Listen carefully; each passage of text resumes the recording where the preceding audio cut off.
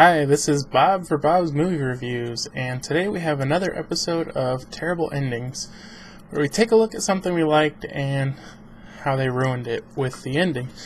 So we're going to take a look this week. I had planned this for a while and never really got around to it, and now somebody asked me or suggested that I do it. So we're going to take a look at Quantum Leap. Let's see. I don't own the first two seasons, but here's what they look like. And then I do have seasons 3, 4, and 5. I haven't ever seen the first two seasons on a good deal, except for they did just re-release them. And Kmart has them, or Kmart, the Target by my house has them for only $15 each. So I'm going to try to pick those up. But luckily, this was available on Netflix, because really the ending starts... Keep hitting my microphone. Okay. The ending starts with the season 2 finale, which is called MIA, which Sam goes back to the time and location where Al's first wife is, and kind of where Al sees his life went off track.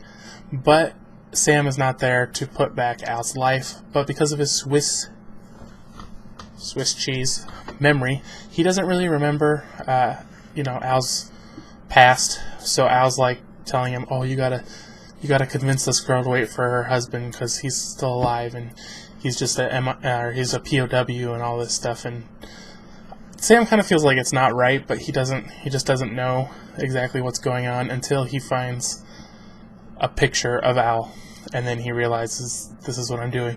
Turns out he was there to save a cop, and he still manages to do it.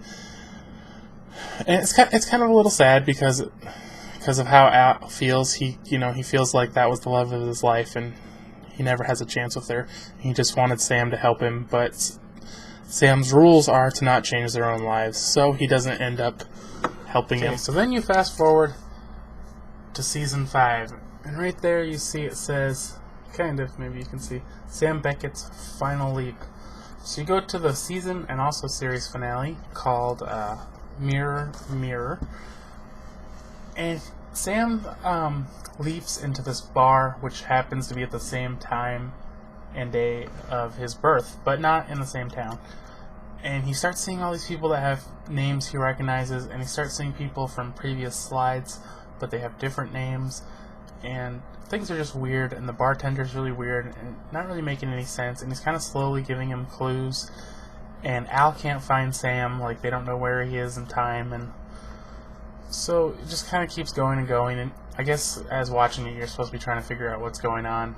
And eventually, he figures out, the guy starts telling him, and he says that Sam is controlling his own leaps, and the reason he can't leap home is because he doesn't want to.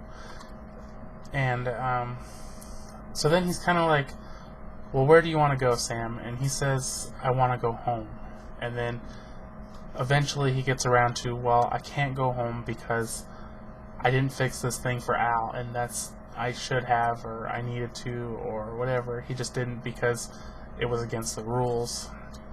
So he decides that he needs to go back, but it kind of doesn't make sense, because the guy says he's controlling himself, but yet why can't he just go back and fix Al's life and then go back, or what's the deal? He pretty much hints that he's got a lot more harder leaps ahead of him, and that the leaps he's done so far have been easier, but that he hasn't just been helping individual people, he's been helping the world as a whole. And so then he goes back to basically when he left out in the last episode of season 2 with Al's wife standing in the room by herself dancing, and she's scared, and she's just like, who are you? And he's like, "I know this is going to be hard to believe, but Al's alive." And this is probably even maybe the most confusing thing of the whole episode.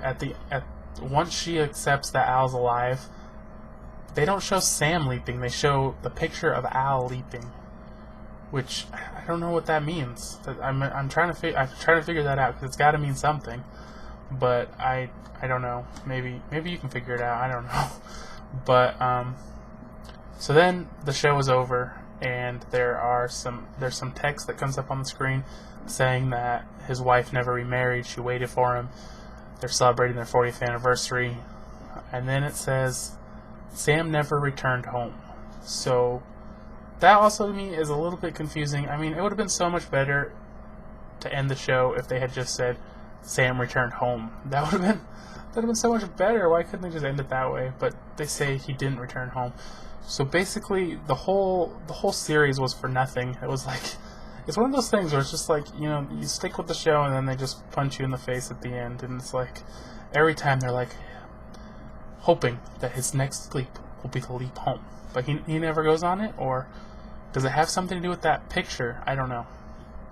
Or I don't know. It's so weird.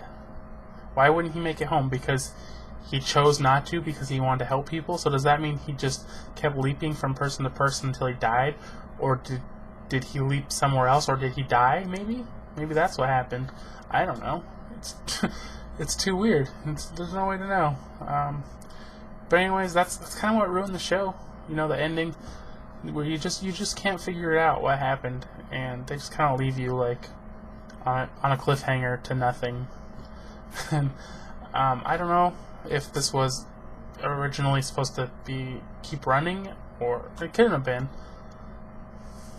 Sometimes, you know, like a show will end on a cliffhanger, then they cancel it, and there's not much they can do. But, you know, where they say he never returned home, then I'm assuming that that's just the way they chose to end it. So I think this deserves to be a terrible ending.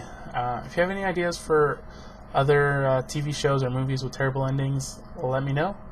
Otherwise, if you like this, give it a thumbs up, and we'll see you next time.